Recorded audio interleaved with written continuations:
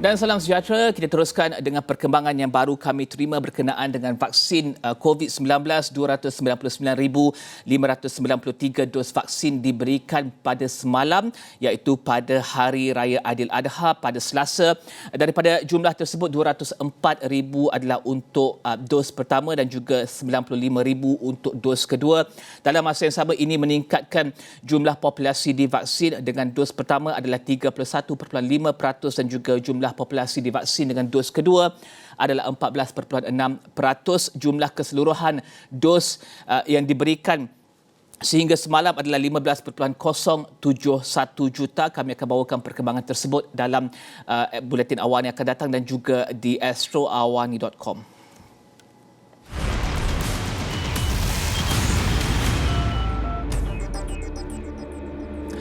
Seterusnya, kira-kira 30% ataupun 33% daripada lebih 457,000 orang dalam kumpulan B40 yang jalani saringan kesihatan menerusi skim peduli kesihatan kumpulan B40 Peka B40 dikesan hidap sekurang-kurangnya satu penyakit tidak berjangkit.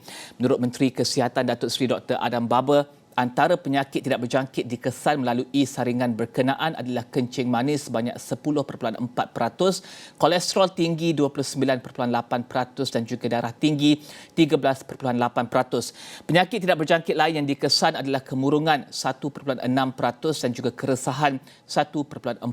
Skim Peka B40 itu diuruskan Protect Health Corporation Sdn Bhd yang menyediakan 4 manfaat. Ini termasuk saringan kesihatan, bantuan alat perubatan sehingga RM20,000, insentif melengkapkan rawatan kanser RM1,000 dan insentif tambang pengangkutan sehingga RM1,000. Dan skim berkenaan diberikan secara percuma kepada semua penerima bantuan sara hidup atau bantuan prihatin rakyat serta pasangan mereka yang berumur 40 tahun dan ke atas. Kita ingin bincangkan berkenaan laporan tersebut dan bagaimanakah skim Peka B40 terkesan akibat pandemik ini. Kita bersama dengan Ketua Pegawai Eksekutif Protect Health Corporation Sdn Bhd, Anas Alam Faizli. Anas, pertama sekali, laporan Peka B40 mendapati 33% daripada lebih 450,000 yang disaring sepanjang 2019 dan 2020 menghidap penyakit tidak berjangkit. Adakah Anas lihat pandemik COVID-19 ini telah berikan kesan kepada saringan dan juga operasi skim Peka B40? Assalamualaikum Rizal, terima kasih.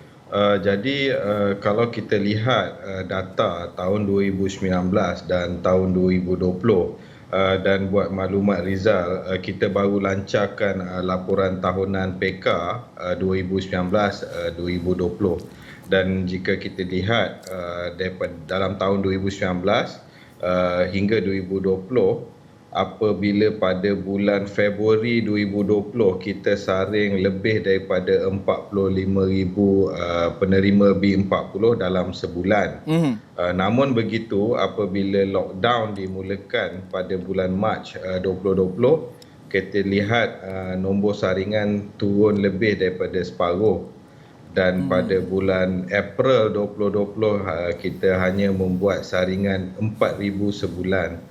Jadi kalau kita lihat secara purata sebelum pandemik, April 2019 hingga Mac 2020, purata bilangan yang disaring setiap bulan adalah sebanyak 28,257. Manakala ketika pandemik, April 2020 hingga terkini Mac 2021, purata bulanan turun sehingga 12,440, iaitu penurunan sebanyak 56% lah. Dan penurunan yang kita lihat ketara ketika pandemik adalah antara April hingga Mei 2020 sebab ketika PKP mula diumumkan, rakyat Malaysia in general terus ambil keputusan untuk tidak keluar langsung daripada rumah, walaupun beberapa perkara yang dibenarkan seperti contohnya membuat saringan B40, dan kita lihat ada juga fasa-fasa di mana kurang diperketatkan PKP dan waktu tu saringan akan meningkat.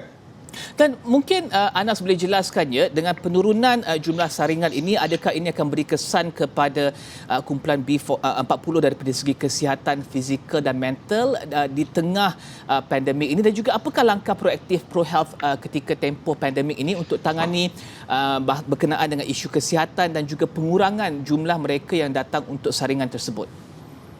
Kalau kita lihat daripada segi detection saringan fizikal dan mental, kalau kita lihat nombor-nombor data yang kita ada setakat ini, kita belum dapat lihat peningkatan ketara lah di keresahan dan kemurungan. Tapi ini daripada segi saringan B40. Daripada segi kuantiti. Jadi tapi daripada segi kualitatif, kita dapat lihat laporan-laporan di media yang menunjukkan ada isu-isu yang berkait dengan pandemik menyebabkan kesan kepada mental. Dan mungkin Anas boleh jelaskan trend utama didapati ketika pandemik ini melibatkan kesihatan kumpulan B40. Apakah yang trend yang didapati ketika ini? Kita lihat dalam waktu pandemik ini, pertama bilangan saringan kesihatan menurun. Namun kita cuba memberitahu semua penerima-penerima PKB40 dan juga klinik-klinik swasta yang terlibat, saringan kesihatan masih boleh diteruskan asalkan klinik-klinik yang terlibat memenuhi SOP yang wajib diikuti untuk melakukan saringan kesihatan ketika B40. Dan juga kita lihat walaupun bilangan saringan menurun, tetapi sebenar-benarnya awareness di kalangan B40 meningkat dan mereka ingin mendapatkan saringan kesihatan. Dan saya yakin jika tiada selepas ini, jika kita boleh membuka semula selepas PKP, bilangan yang akan datang untuk mendapatkan saringan kesihatan akan jauh meningkat. Dan kita lihat daripada jawapan-jawapan yang diberikan oleh kumpulan B40 juga melihatkan awareness kesihatan itu telah meningkat berbanding sebelum pandemik. Okey, bercakap berkenaan dengan awareness yang meningkat, melangkaui pandemik ini, bagaimana kita kukuhkan lagi akses dan sistem kesihatan untuk kumpulan B40, Anas?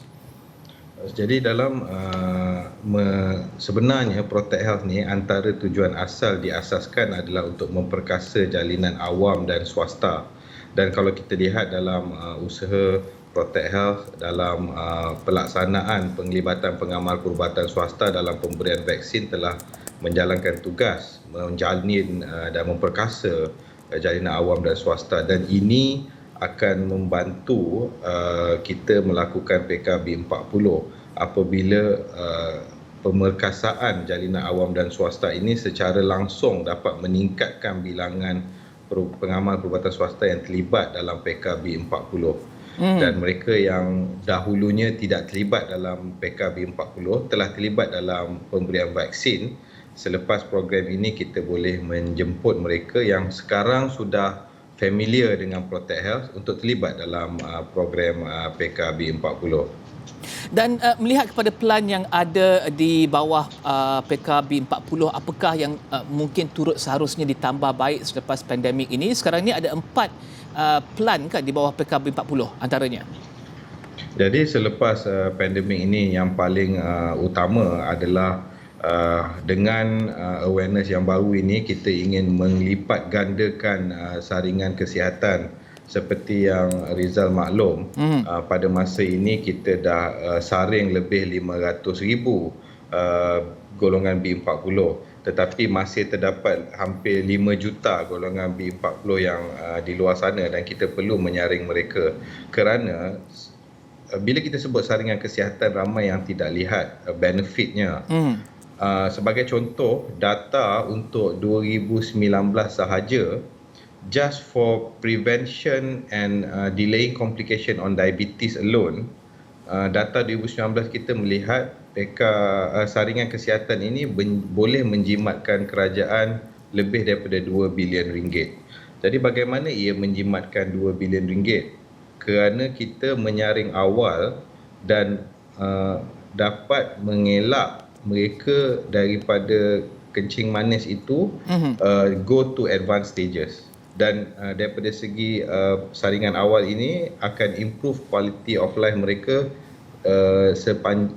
dengan ekstra 7 tahun. Dan ini yang estimate hanya untuk data 2019, seramai 32,000 yang dikesan mempunyai kencing manis. Jadi saringan kesihatan ini sebenarnya adalah sangat penting untuk memastikan kita dapat improve lifestyle of Malaysian citizens as a whole, dan juga dapat mengurangkan kos dengan prevention of complication by early treatment, Rizal. Okey, tapi bagaimana pula dengan kesannya kepada mereka yang dalam isi rumah kumpulan B40, kesan awal ini dan juga intervention dengan izin yang disebutkan tadi, apakah sumbangan ini kepada ekonomi isi rumah tersebut? Adakah dengan pengesanan awal mereka mungkin dapat menguruskan perbelanjaan ataupun apa-apa isu berkaitan dengan kesihatan dan isi rumah, ekonomi isi rumah?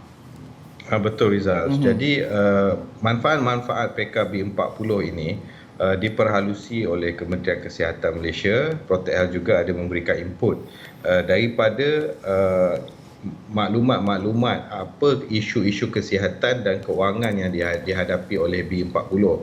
Jadi manfaat-manfaat ini dalam PKB 40 dibentuk dengan memahami isu-isu ini, dan ini dapat mengurangkan beban kewangan golongan B40. Dan manfaat-manfaat di bawah PK ini juga adalah berunsurkan bantuan kewangan kesihatan, Rizal. Okey. Di sebalik kesan dan rawat, apa lagi yang boleh dilakukan untuk pastikan kumpulan B40 ini jalani hidup yang sihat, terutama di tengah pandemik ini? Apa cabaran utama untuk pastikan mereka dan juga sasaran hidup yang lebih sihat ini dapat dicapai? B40, M40, T20, semua sekali daripada segi kadar nutrisi, gaya hidup, apa yang boleh dilakukan lagi, Anas? Jadi kita sekarang dalam proses bakal menjalankan projek perintis untuk wellness program. Itu yang pertama. Kedua, kita akan cuba laksanakan NCD treatment. Jadi selepas saring, jika ada NCD, kita boleh buat treatment bersama pengamal perubatan swasta. Berbalik kepada kajian wellness tadi, kita akan laksanakan program perintis wellness program hujung tahun ini, dan sementara itu kita nak buat kajian rintis wellness PKB 40, dan kajian ini dijangka akan dijalankan dengan kerjasama Institut Penyelidikan Tingkah Laku Kesihatan di bawah National Institute of Health. Dan kajian rintis ini akan melibatkan 3 komponen cara hidup sihat, iaitu komponen pertama kesihatan mental, komponen kedua perkhidmatan berhenti merokok, stop smoking, dan komponen ketiga adalah aktiviti fizikal dan pengurusan diet. Dan memandangkan kajian wellness ini adalah berkait dengan perubahan tingkah laku seseorang individu, maka ia hanya adalah sesuatu yang mencabar sebenarnya untuk dilaksanakan kerana melibatkan faktor lain, antaranya seperti motivasi self motivation, sokongan keluarga dan persekitaran yang menyokong ke arah perubahan tingkah laku tersebut.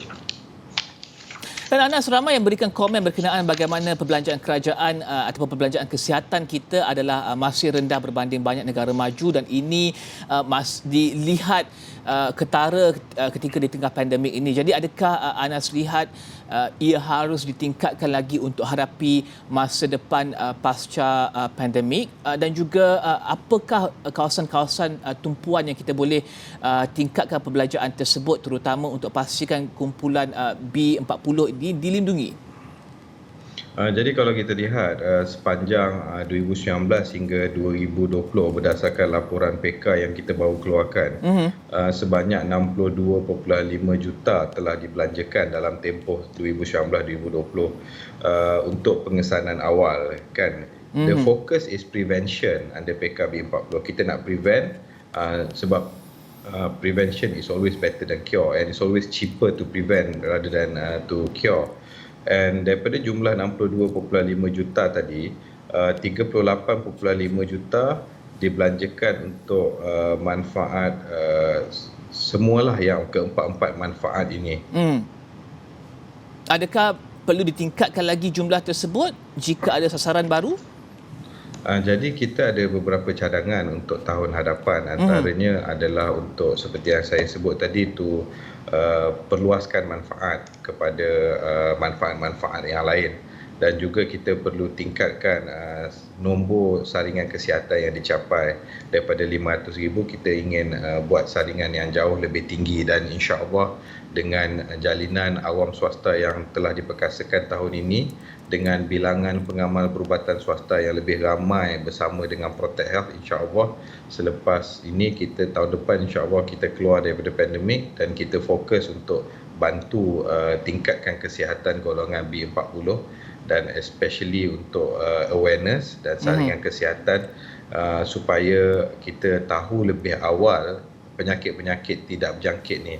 Sebab sekarang tahun ni fokus dia banyak kepada penyakit berjangkit, tapi sebenarnya defend utama kita against penyakit berjangkit ni adalah memastikan kesihatan yang menyeluruh, dengan memastikan penyakit tidak berjangkit ini dikawal secara individual dan secara berkelompok.